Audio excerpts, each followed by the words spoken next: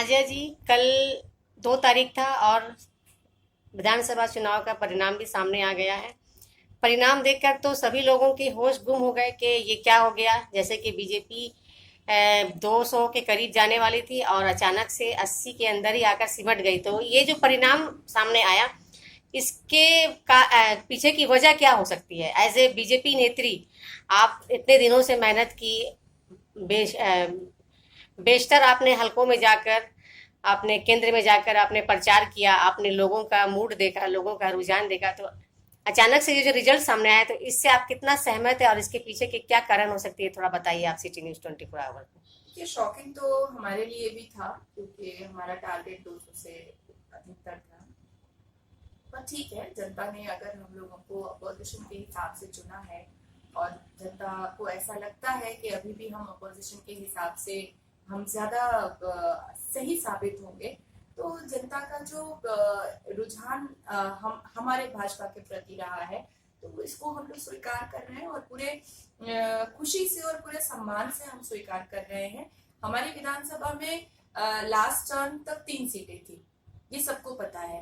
तो अगर उस हिसाब से आंकड़े देखे जाए तो हम लगभग 80 तक पहुंचे हैं, 78-80 तक पहुंचे हैं। तो आज 3 से 78-80 तक पहुंचना भी एक बहुत लंबा सफर होता है, बहुत बड़ी बात होती है। ये सच है कि हमारे गृह मंत्री ने 200 से पार कहा था, लेकिन मैं अपने कार्यकर्ताओं को, जिन्होंने ग्रास रूट लेवल पे काम किया, मैं अपने जितने भी पार्टी के वर्कर्स हैं, मैं उनको कांग्रेचुलेट करूंगी, मैं उनको बधाई दूंगी कि 3 सीटों से भाजपा की लगभग 80 सीटें आपने विधानसभा में आपकी मेहनत से पहुंची है। तो मैं बिल्कुल भी संतुष्ट हूँ, मैं बिल्कुल सेटिस्फाइड हूँ। जो भी रिजल्ट आया है उसको मैंने कम से कम, मैं अपने बारे में कह रही हूँ कि मैंने बहुत अच्छे से स्वीकार किया है। कहीं ना कहीं हम लोगों को मुस्लिम वोटर्स को अट्रैक्ट करने की जरूरत थी, क्योंकि पश्चिम बंगाल में श्रीमती ममता बनर्जी की जीत सिर्फ और सिर्फ मुस्लिम वोटर्स से हुई है। बंगाली वोटर्स, मारवाड़ी वोटर्स, बाकी माइनॉरिटीज में जो पंजाबी आते हैं, जैन आते हैं, क्रिश्चियंस आते हैं, उन सब के वोट्स कहीं ना कहीं डिस्ट्रीब्यूट बीजेपी में हुए हैं, तभी बीजेपी 3 से 78 पे पहुंचा है। लेकिन मुस्लिम वोट डिस्ट्रीब्यूट नहीं हुआ। मुसलमान का 1% वोट भी भाजपा को भी नहीं मिला, कांग्रेस को भी नहीं मिला और लेफ्ट को भी नहीं मिला। मुसलमानों ने अपना एक टारगेट बना लिया था कि वो इस बार दीदी को जीतवाएंगे और मुसलमान की जितनी भी 38.7% जो वोट की मात्रा थी पूरे पश्चिम बंगाल में, वो पूरा का पूरा दीदी के बॉक्स में गिरा है। अब मैं अब यही उम्मीद करती हूँ दीदी से कम 10 साल तो उन्होंने मुसलमानों के लिए कुछ नहीं किया, इस बार तो करें।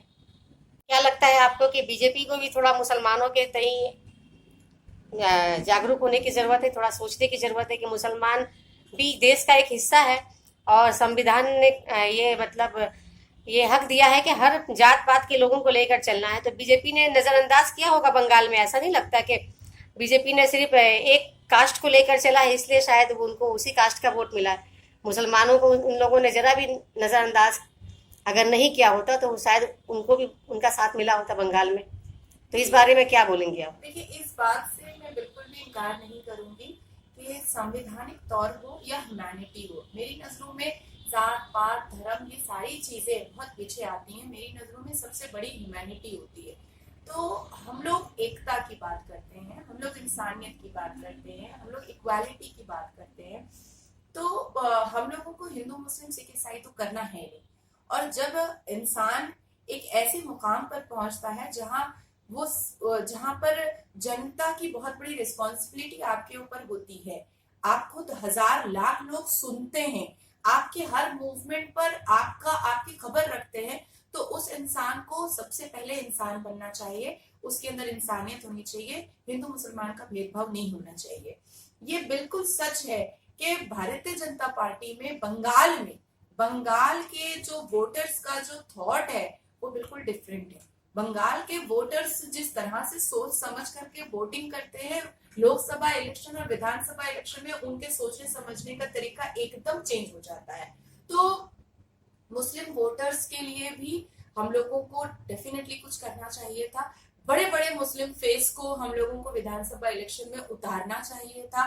Known face, famous face, educated face, अच्छी पर्सनालिटी वाले फेसेस को हम लोगों को, मुसलमानों को उतार कर दिखाना चाहिए था कि हम लोग भी मुसलमानों को जगह बराबर का देते हैं। नहीं था। आप तो मीडिया से हैं, इससे आपसे पहले अभी बहुत सारे मीडिया वाले मेरे पास आए हैं, उन सब ने भी मेरे से यही सवाल कहा कि हमें तो पता भी नहीं चला कि मुसलमान का कौन सा फेस विधानसभा इलेक्शन में बीजेपी से था।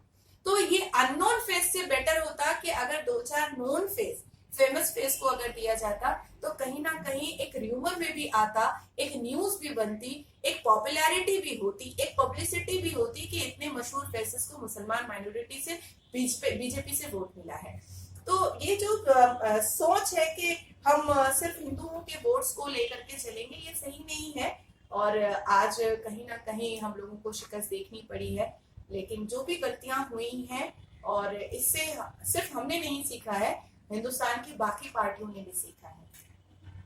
जैसा कि देखा गया है कि जितने भी तृणमूल छोड़कर जितने भी लीडर लोग बिफोर इलेक्शन या उससे भी पहले जो आए हैं, उन लोगों को जनता ने नकार दिया। भारतीय जनता पार्टी ने इसका कुछ ये निकाला है कि क्या वजह हो सकती है कि वो लोग कल तक तृणमूल में थे तो बहुत सक्सेसफुल थे, लेकिन जैसे ही बीजेपी में उनको जनता ने बिल्कुल भी वोट नहीं दिया और वो बुरी तरह से नाकाम हो गए। देखिए, ये भी एक बहुत बड़ा लेसन है, और मैं फिर से कहूंगी कि इससे भारतीय जनता पार्टी को तो शिकस्त देखनी ही पड़ी, लेकिन साथ साथ हिंदुस्तान की जितनी भी छोटी और बड़ी पार्टियां हैं, उन्होंने ये सबक सीख लिया है।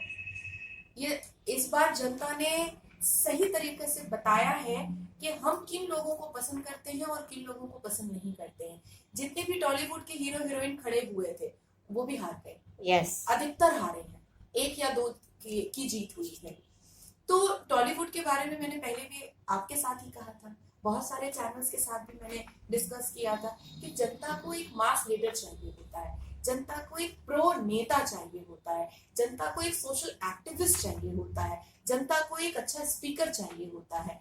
ब्यूटी कॉन्टेस्ट नहीं चल रहा है, विधानसभा इलेक्शन चल रहा है, इसमें हजारों लाखों करोड़ों जनता का फ्यूचर छुपा होता है। ये कमर लचकाना नहीं है जाकर के विधानसभा के अंदर। एक सूझबूझ, एक एडुकेटेड आदमी की जरूरत है विधानसभा में।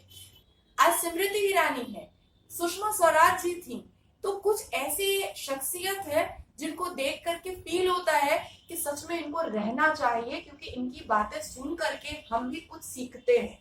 तो ऐसे लोगों की जरूरत होती है, ऐसे सोशल एक्टिविस्ट की जरूरत होती है जो ग्लैमर फील्ड से होकर के आने के बावजूद भी एडुकेटेड भी होते हैं, बहुत ज्यादा प्रेजेंटेबल भी होते हैं, बहुत ज्यादा नॉलेज भी होता है।